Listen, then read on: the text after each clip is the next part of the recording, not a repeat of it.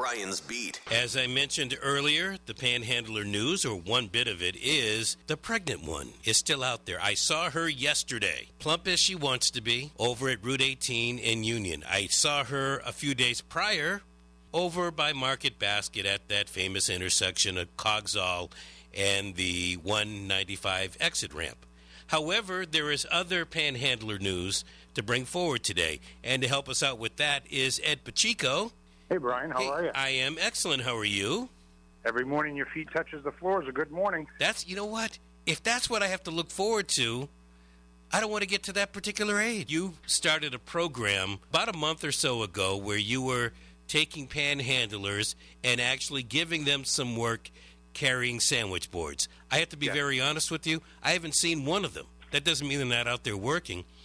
But what's the update? Okay, so, as I had mentioned when I was talking to you the last time, this is something that we really wanted to kind of grow on in order to be able to provide more opportunities for these folks to be able to provide for themselves with dignity rather than having to panhandle.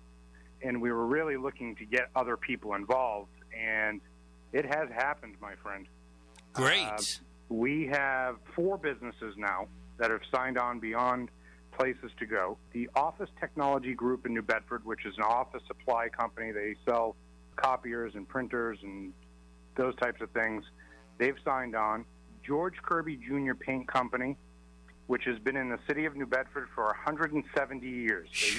They used to provide paint for the whaling ships. That's how long they've been around. Well, I hope George isn't like you every day, the feet on the ground. At 170 years old, keep going. With that? Being gracious as soon as your feet hit the floor in the morning and saying thank you for another day, there's nothing wrong with that. No. Okay, I'll let it go. The New Bedford Area Chamber of Commerce, right. I spoke with Rick Kidder last week. They're on board. They're going to be putting together a board for the chamber. And then the last one, this one really surprised me. The New Bedford Police Union is actually going to be sponsoring signs as well. They're going to be advertising, first off, this great family event that they have coming up in July, but then afterwards they're going to be considering a public safety message on behalf of the New Bedford New Bedford Police Union. With these other businesses, we're talking about, in reality, providing these 2 gentlemen that we have right now, plus another third one who has expressed some interest into us. These fellows are going to be able to work 3 or 4 days a week. Well, that's excellent. You told me the hours are between 9 and 2, at least with the people that are working for you. Right. And so that would be outside the hours that, I'm already here by 9 o'clock, and very rarely do I get back over to the city unless there's something I'm covering before 2 o'clock. So there would be no way for me to actually see your folks in action. And we're moving them around now as well. We're not just keeping them down on 18.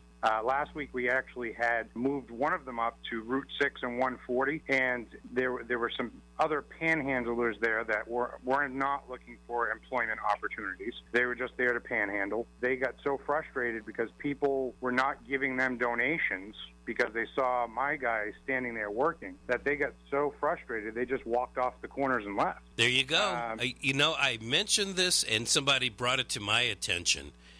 People thought I was going to carry a sign that said, I am not homeless, but if you'd like to give a donation, I'll make sure it goes to someplace like Catholic Social Services or something along those lines. If they want to drive for me, we have some pretty stringent guidelines for our drivers. Some of the most strict in the industry. Gotcha. It makes sense. No, I understand. But if somebody else who is not a panhandler wants to work, can they come up and try a sandwich board job from you? Right now, we have, with the limited availability that we have for the hours for the panhandlers, I would be inclined to say at this point, no. If this continues to grow to a point where we're able to give multiple people multiple hours per week, then yes. But as it stands right now, I'd like to be able to get these folks that are already up and who have showed the initiative, I'd like to be able to offer them 3 or 4 days a week. Brian's Beat.